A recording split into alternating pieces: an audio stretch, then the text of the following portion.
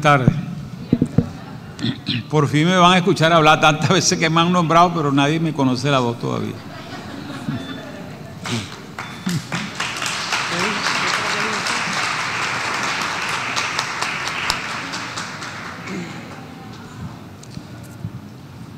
No les voy a echar el cuento del origen de la maestría porque son 3 años. Y esto me ha llevado a ustedes a lo largo de las actividades que se han desarrollado. No solamente han venido ubicando, que de hecho en las intervenciones de esta mañana se dio una especie de aterrizaje, no solamente de la maestría como tal, sino de la educación comparada, porque vimos nociones y conceptos sobre la educación comparada, pero vimos aplicaciones de la educación comparada.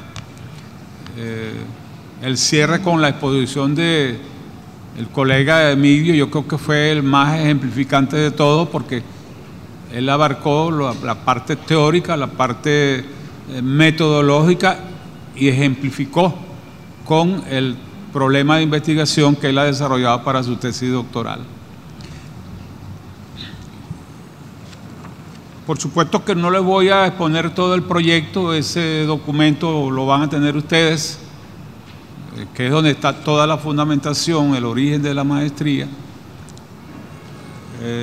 y los propósitos fundamentales, además de la malla curricular, que es la que le va a dar como el horizonte de lo que pudiéramos llamar los componentes curriculares que se van a desarrollar a través de los diferentes cursos, talleres, seminarios e intercambios vía internet del desarrollo de los objetivos de la maestría, porque como ya también se lo han advertido,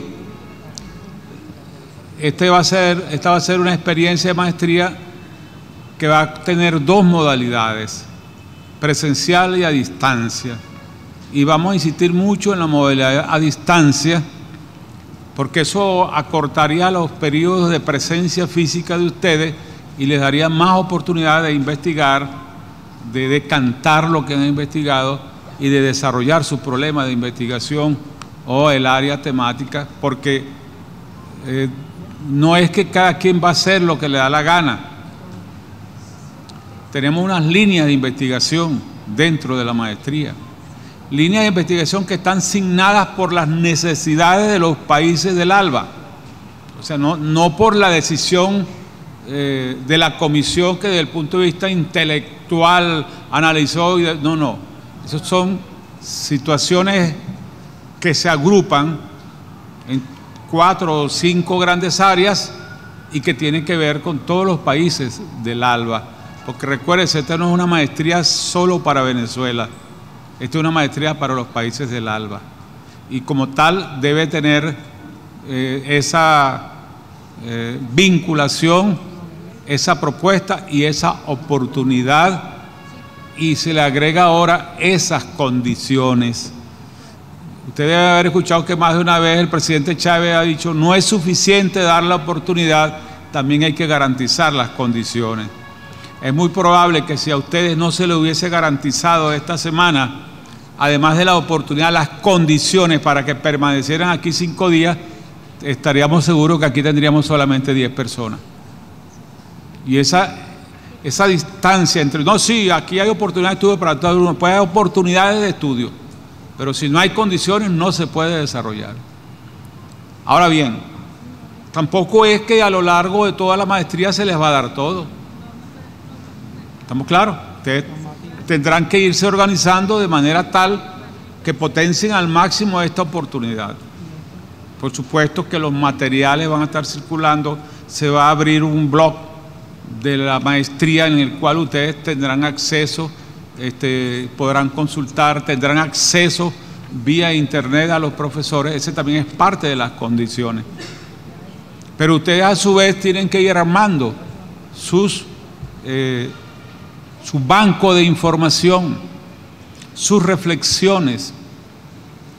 Cuando tuve oportunidad de estar en alguna de las mesas de trabajo, les hablaba de la importancia de las reflexiones de ustedes, de los análisis de ustedes.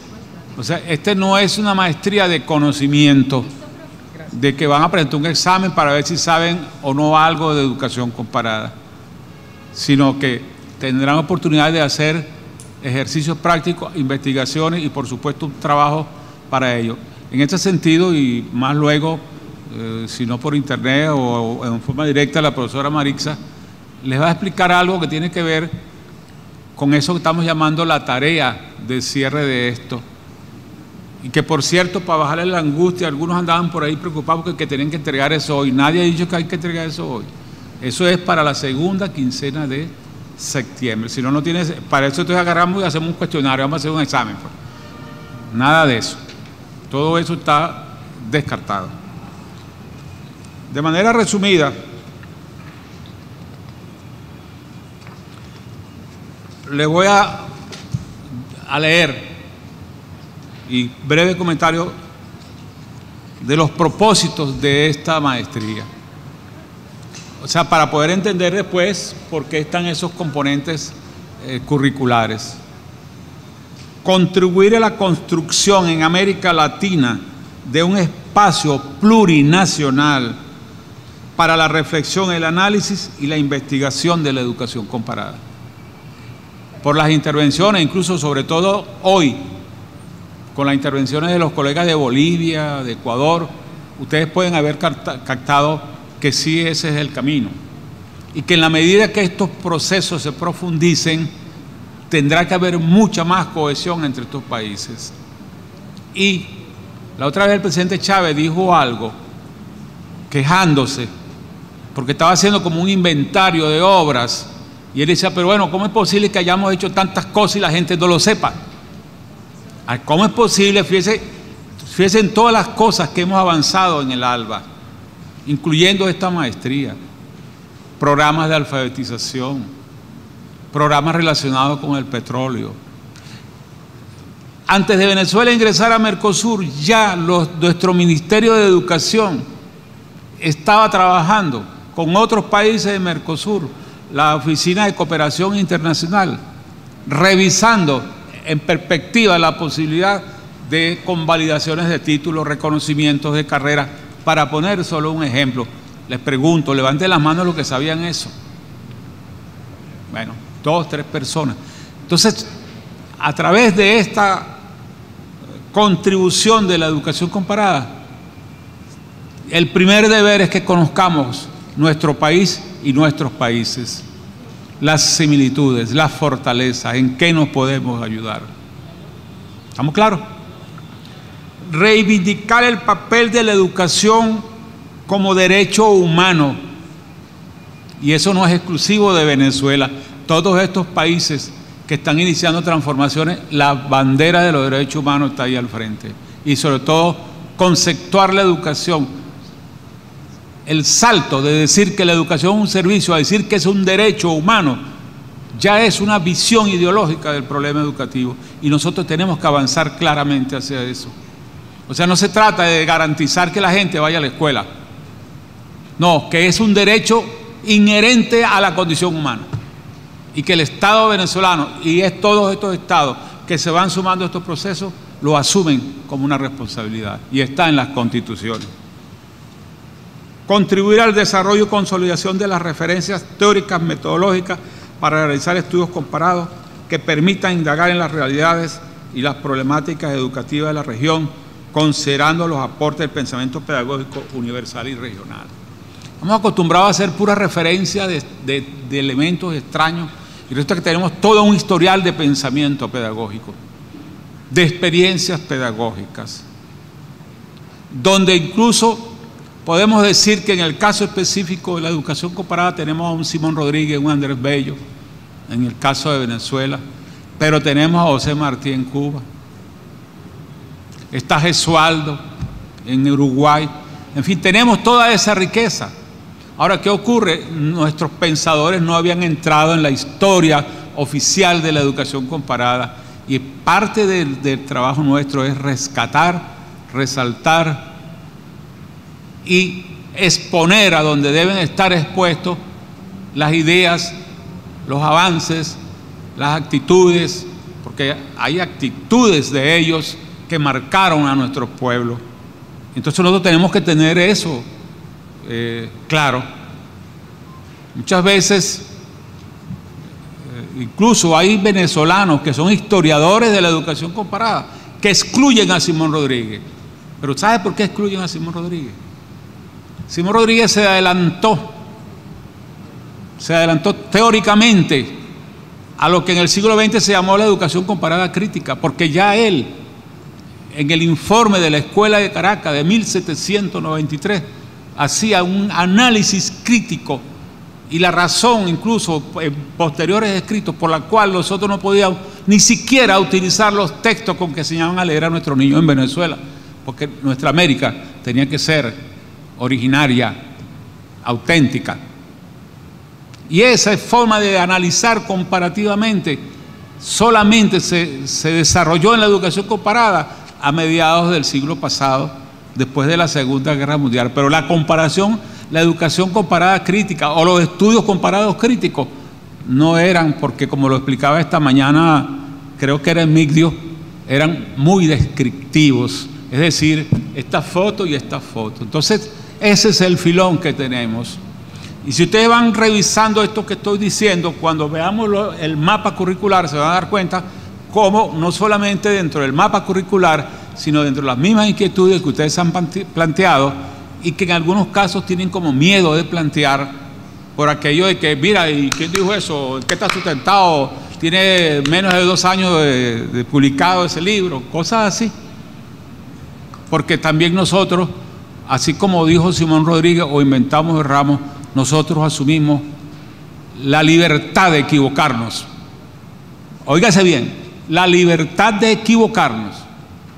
Pero yo prefiero equivocarme y a través de la equivocación interpretar, analizar y no que repita ciegamente lo que dijo otro. De ahí,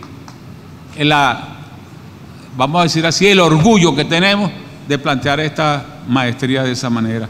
Y quizás a lo mejor por eso fue que nos costó más tiempo, porque no era fácil. A veces no es fácil. En cualquier campo de la ciencia, proponer algo distinto, eso no suele ser fácil. Y tenemos que acostumbrarnos a que no es fácil. Nada en América Latina nos ha sido fácil. Lo fácil ha sido regalado y después nos lo cobran. Y a veces nos lo cobran más caro. Contribuir a los procesos de transformación y cooperación. Esto significa, por cierto, me llamó mucho la atención en la exposición que hizo Eva, que incorporan a una de las funciones de la universidad la responsabilidad social. Por ahí van los tiros. Ay, no, que la universidad debe ser docencia, investigación y extensión, y con ese cuentico nos llevan arriba para el monte. ¿Qué significa darle a la universidad responsabilidad social? Que tú no me vas a agarrar a profesionales para que tengan un título colgado, sino profesionales sensibilizados con principios que por lo menos ya se lograron establecer en las constituciones, en el caso nuestro, democracia participativa, corresponsable, cooperativa, etc. Entonces, contribuir a los procesos de transformación y cooperación educativa en la región a partir de aportes de estudios comparados. Nosotros suponemos que muchos de ustedes que a lo mejor el lunes cuando llegaron aquí ni siquiera sabían lo que era educación comparada, se han encontrado ahora con que se abre una compuerta importantísima que no solamente sirve para el desarrollo de un ejercicio intelectual, sino que además sirve para adquirir compromiso y para contribuir a los cambios. Desarrollar actividades y programas de intercambio, cooperación e integración con instituciones educativas y de investigación en el marco del proceso de integración latinoamericana y caribeña para la emancipación de nuestros pueblos. Más claro no canta un gallo. Entonces uno se pregunta, bueno, una maestría que persigue esos propósitos, ¿a través de qué formas de investigar, con qué contenidos curriculares, con qué actividades va a avanzar hacia esos propósitos. Entonces, por eso cuando alguien decía que esta no es una ciencia neutra, no, porque es que no es ciencia neutra, ese es un embuste que se le ha querido meter a la gente como para que, eso sí, los que tienen poder, que son las transnacionales, sí saben por qué la química no es una ciencia neutra, porque la química es base para la producción de medicamentos, y por eso el principal dolor de cabeza de estos pueblos con el problema de la propiedad intelectual, con el problema de los transgénicos, es precisamente las transnacionales de la medicina, que tienen los mejores químicos del mundo trabajando para ellos, y no solamente trabajando para ellos, sino robándole fórmula a nuestras comunidades originarias en cuanto a la medicina natural. Entonces no vamos a decirle nosotros a ustedes, bueno, nosotros somos comparatistas, nosotros no nos podemos meter en ese lío. No, sí tenemos que meternos en ese lío. Ahorita es un problema sociológico, filosófico, político, económico, social, pedagógico. Por eso la conferencia de Juan Carlos Monedero fue muy importante, porque fíjense que hablando de un elemento, él transitó por varias disciplinas científicas, y con eso les estoy señalando que para el logro de esos propósitos nosotros tenemos que enfocar la educación comparada con una visión bastante panorámica. Y panorámica no es solo la vista del aviador que puede ver de estos lados, sino en la perspectiva de que para trabajar en educación comparada es necesario el auxilio, la congruencia, la afluencia de diferentes disciplinas y diferentes prácticas de investigación. Eso es un reto, sobre todo porque metodológicamente, y lo saben quienes han hecho maestría en estas universidades tradicionales, las líneas de investigación son lineales. Y a veces obedecen es al criterio de quien la coordina o del negocio que tienen montado con eso. Aquí tenemos que entender que en una investigación comparada se analizan diferentes elementos que pueden concluir en una sola cosa o en varias cosas, en una política, pero que permiten aclarar qué es lo que ha pasado, que hasta el momento nos han hecho creer que nosotros somos distintos, que somos distintos a los bolivianos, a los colombianos. Resulta que nunca, ni siquiera en la escuela ni en las políticas educativas se llegó a decir, ni siquiera utilizar la palabra hermano con el sentido profundo de lo que significa ser hermano. Y resulta que ahora estamos descubriendo que son más las cosas que nos acercan que nos alejan, y que en aquellas cosas que parece que estamos alejados buscamos cómo acercarnos, y nos estamos ayudando unos con otros y nos estamos auxiliando. Y la perspectiva en el campo de la educación es que tengamos en diferentes países carreras comunes, investigaciones comunes, que estemos intercambiando estudiantes. Para ello es muy importante los estudios comparados. Entonces, quiero significar entonces que hasta el enfoque metodológico tiene que establecer distancia con esas formas tradicionales de investigar.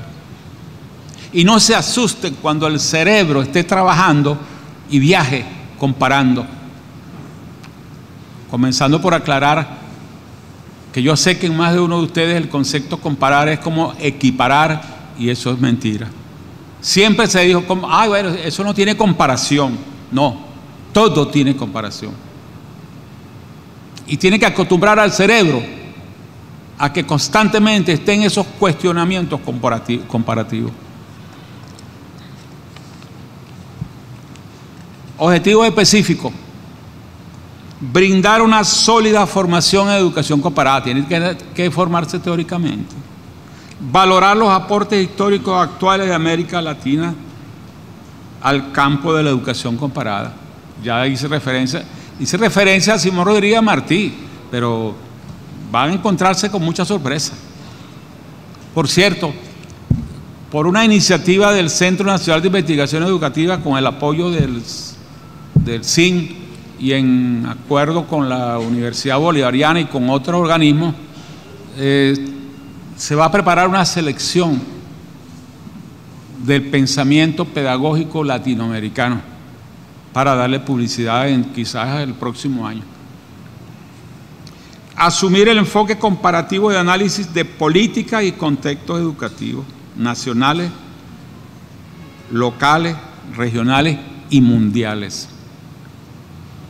Y ya es fuera del esquema ese de solamente analizar cuadros estadísticos. Estuvo muy buenas las aclaratorias que hicieron tanto Emilio como Eva sobre las cifras que nos presentan a veces de la UNESCO.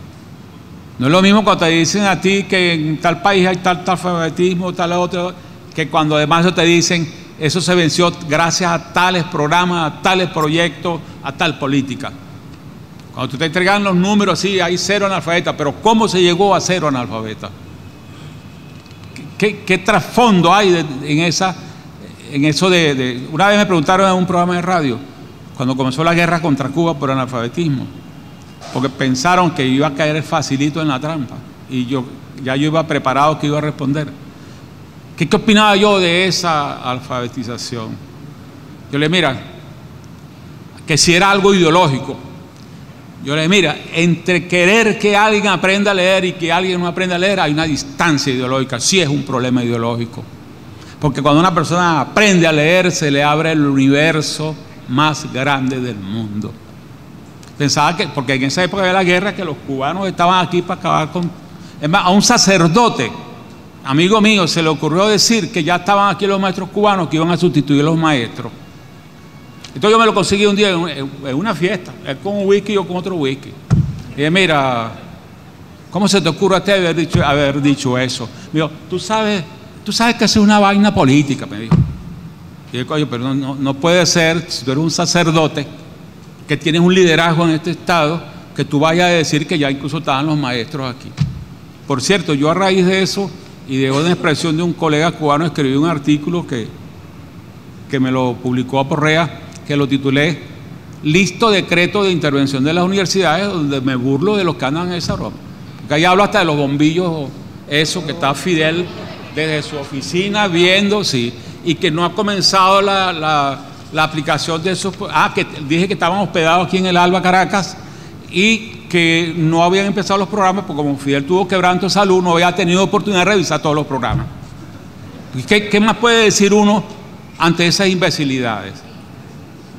Entonces, en la medida en que ustedes se metan críticamente en los problemas de la planificación, de las estrategias, de iniciativas que tienen que ver con la inclusión, pero la inclusión completa, no solamente garantizar el ingreso a la escuela. Propiciar la consolidación de un pensamiento propio. Ya basta del recorte y pega.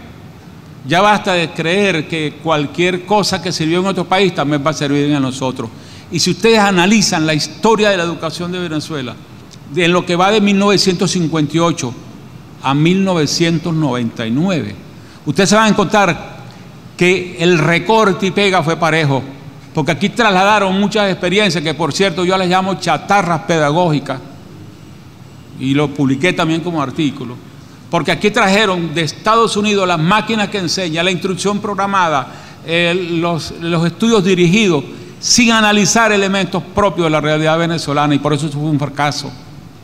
Asumimos la Declaración de México, donde pedía que se hiciera educación obligatoria hasta el 9º grado, y asumimos la formación docente a nivel universitario. Yo quiero que me digan si eso mejoró la calidad de la educación en Venezuela. Si con la escuela básica generaron tanto problema porque entrenaron a 2.000 maestros y en Venezuela había más de 200.000 maestros y creyeron que con eso era suficiente para expandir la educación básica. Y los que son maestros y tienen experiencia saben que eso fracasó